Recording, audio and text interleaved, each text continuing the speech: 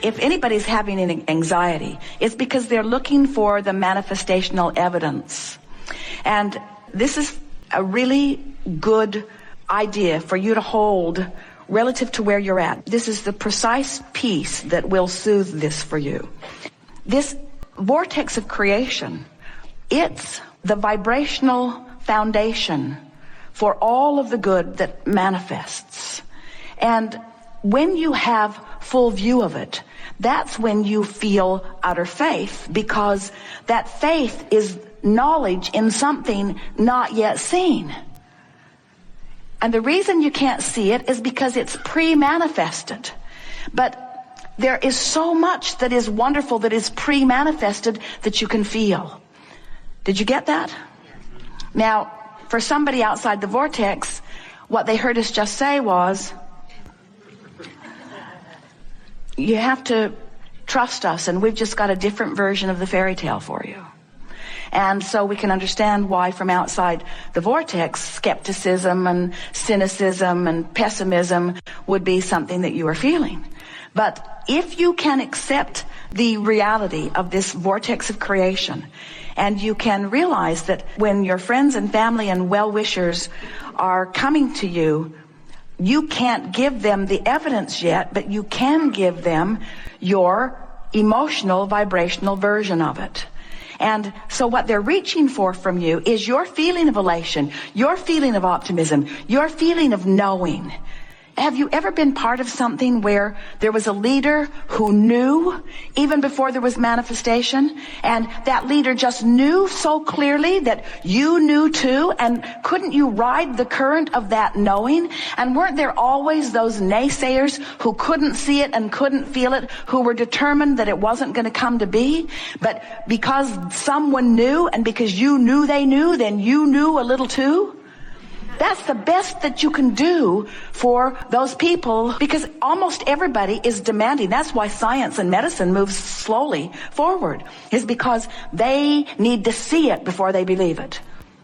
And that's backwards. You got to believe it before you can see it. You have to believe it in order to get in the vortex, and you've got to get in the vortex before you can see it, before you can rendezvous with the circumstances and events that are going to bring the manifestation of it about, you see.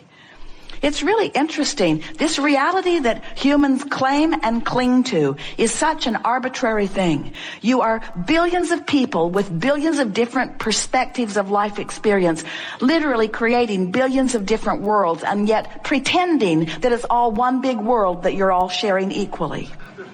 And it's not even close to that, you see. You are on these vibrational islands with law of attraction spinning on your individual vortices, giving you exactly what you are a vibrational match to. So the first thing that we would say to you is, if we were standing in your physical shoes, would leave them all out of the equation, well-wishers or not. Because if you need to prove to them what they need to see, then they've got you focused outside the vortex, and that's why you feel a diminishment of your joy. So somehow you have to convince them that you're onto something, and you know you're onto something. We know that they are well-meaning, and we know that you know that they are well-meaning. We're just saying, you got to do what's easiest to keep you focused in the vortex. You're really going to like this. We haven't spoken this in this way before, but then we haven't come to the place that we'd already come to before you said that before either. In other words, we just laid a really good new basis to understand this question in a new way. You're going to feel it in just a moment here. So, if it is true, and it is, that as a problem is coming into focus, a solution is too, then isn't it equally true that as a solution is in focus, that an equal problem is in focus too? In other words, have you ever seen a sound wave? Or a light wave, or any kind of vibrational wave? There's two sides to the wave, aren't there? In other words, the wave, it has an equivalent. It can be small and it can be large, but it's equivalent in either case. So when you knew what you didn't want, and now you know what you do want, so life is moving forward. Now, maybe on another subject, you're more focused on the negative side of the wave than you are the positive side of the wave. So maybe you've tuned yourself negatively. Let's back up. Here'll be an easier way to hear it. You can't set your radio dial on 6:30 a.m. and hear what's being broadcast on 98.7 FM. Frequencies have to match up. The transmitter and the receiver have to be in sync. So let's say that you have several subjects that you are focused upon, and on one particular subject that you have wanted a lot about, you now have managed for a little bit of time to focus more inside the vortex, and so now things are moving along for you in a better way. But because you're not really yet completely at one with maintaining your inside the vortex vibration, occasionally you slip off into another vibration. And when you do, you now have access to the other side, the not good feeling side of that wave. Doesn't that make sense to you? A lot of times people say, I'm afraid to let myself want something because I will be so disappointed if it doesn't come. Well, what that is that's an awareness that I want that and I don't want the opposite of it. But the fact that I really, really, really want it means I really, really, really don't want the opposite of it. And frankly, I was happier when I sort of wanted it and sort of didn't want the opposite of it. When I sort of wanted it, then I could be sloppy in my thinking and it wasn't painful. But now I really want it. When I'm sloppy with my thinking, it's painful. And that's what makes people say, I'm waiting for the other shoe to drop. As if it has to go bad. I just know it's going to go bad. It always goes bad for me. And we say, it depends on where you're focused. The potential for wondrous or awful things is yours in every moment. And it all depends on where you've trained yourself. So now, think of different people you know, or different segments of society that you know, and think about what their waves are like. In other words, there are some people that don't let themselves dream big ever because they don't want the other side of it. And there are people who dream so big, who are sloppy in their thinking, that live really awful things. Isn't it remarkable how many really, really famous people at what seems to be the top of their game crash and burn so badly? And doesn't it make sense to you now that you understand the wave? So then you say, okay, I sort of get this. And I've decided not to be a deliberate creator after all. I'm going to play it safer. I'm just going to want a little. And we say, we should have told you sooner, but you now know too much. You can't go back. Life is parlaying you into fantastic things, you see. So what we're really talking about here is you got to focus. You got to focus, because what's coming to you is coming in response to your allowance. And here's the thing that makes what we just said to you interesting and funny, but different than the way we were playing with it. And here's what we mean by this. You've already played your hand. You've already been living your life. You've already been asking and asking and asking and asking and asking and asking and asking. In other words, you've already put who you really are over here in this vortex of creation, and you really have no choice other than to get up to speed with who you are. So what you just said to us is, well, I've been letting myself get up to speed with who I am, but now I'm worried because I can't maintain it. And we say, you got to practice that. You'll crash and burn a few times, but all that'll do is make you more determined to focus until you'll reach the place where it will matter to you that you focus inside the vortex. We want you to know that you have the ability, little by little, we'll give you lots of ways to do it, of moving yourself deliberately, and it takes a little bit of effort. Effort, what is effort?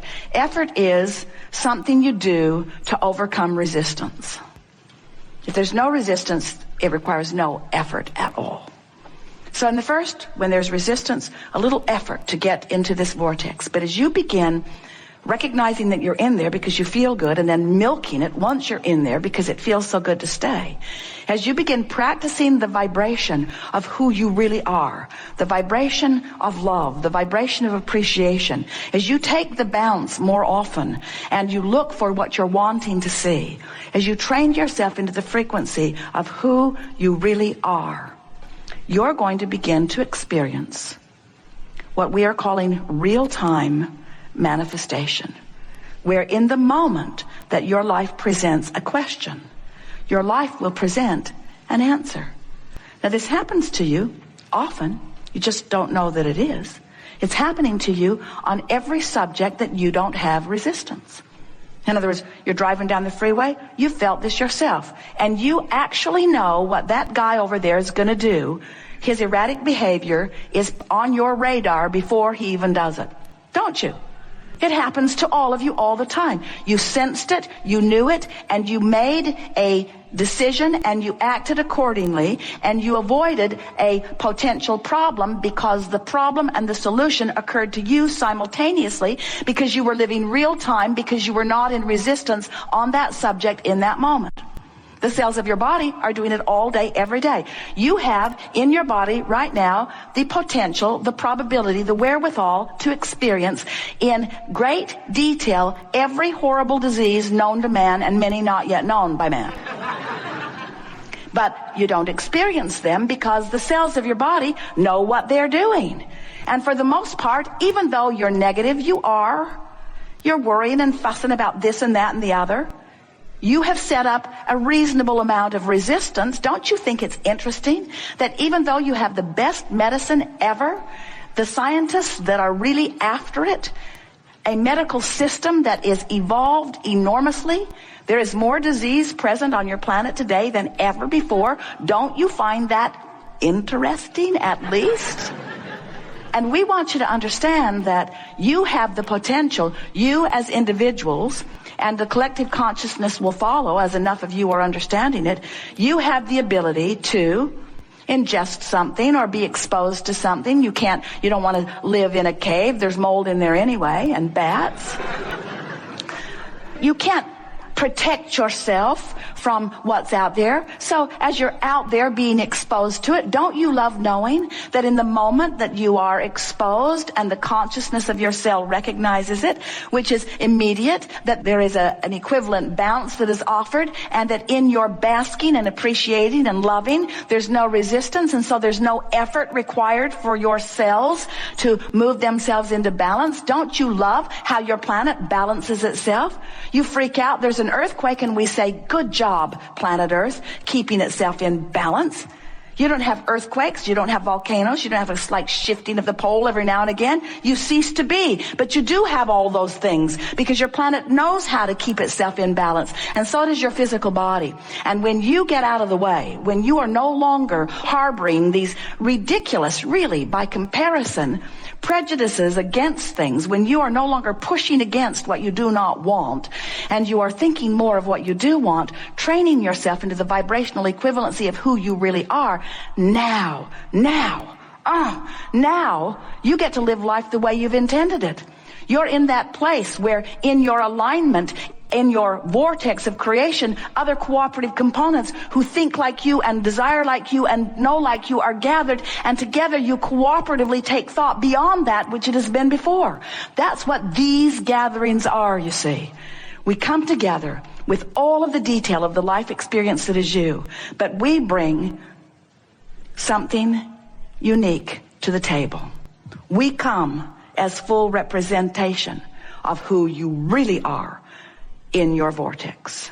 And we hold our attention so significantly on who you really are, better stated, who you have already become, that we make it impossible for you to deviate from the vibration of the wholeness that is you if you're paying attention even a little bit.